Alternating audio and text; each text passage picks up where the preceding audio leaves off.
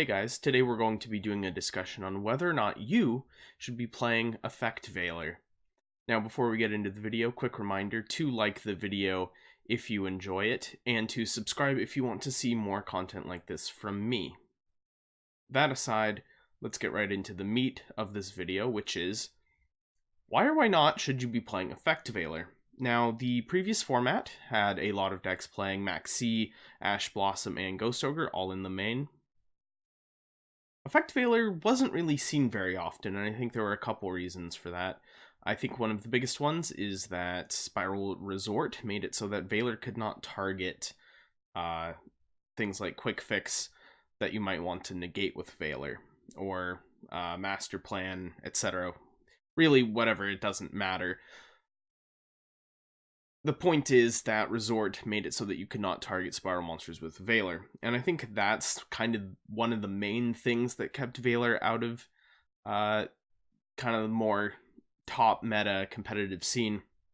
I think the other reason is that there was a fairly limited range of things you would end up negating against Pendulum Magicians.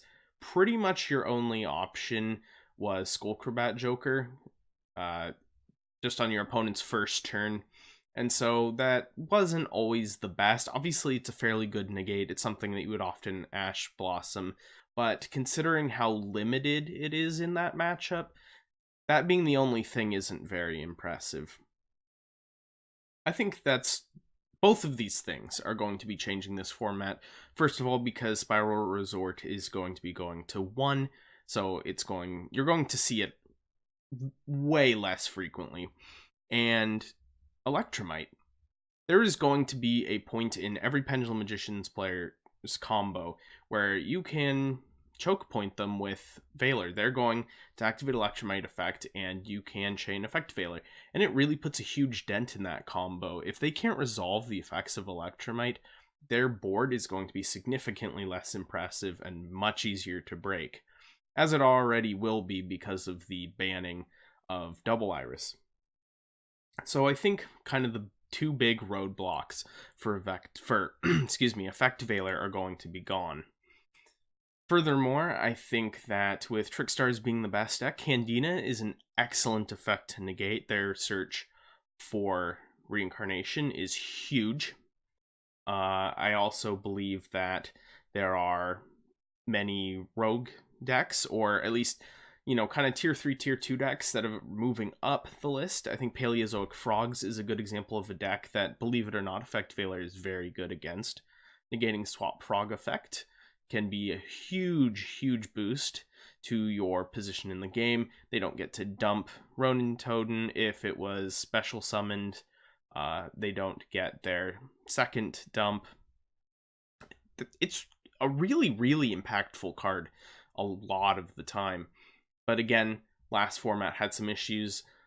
I think in a lot of cases it's sort of like another Ash Blossom, but with a different name, so it isn't, restricted by the same once per turn. You can't activate multiple Ash Blossom, but you can activate both Ash Blossom and Effect Veiler in the same turn, and I think they often serve the same purpose, being able to negate, say, a Electrumite, and then being able to negate a Duelist Alliance search on the same turn is very strong.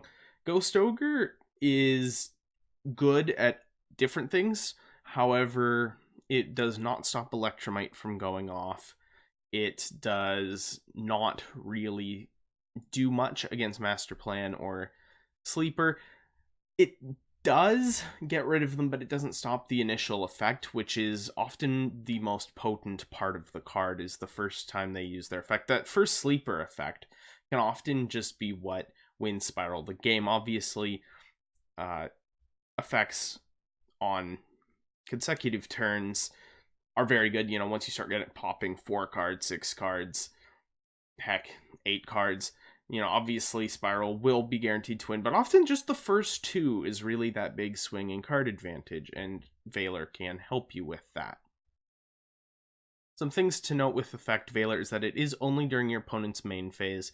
You cannot use this during the battle phase, end phase, some common times when effects activate. You can't use during the standby phase. That kind of first totally awesome effect, a special summon a frog from the deck. You cannot use it then.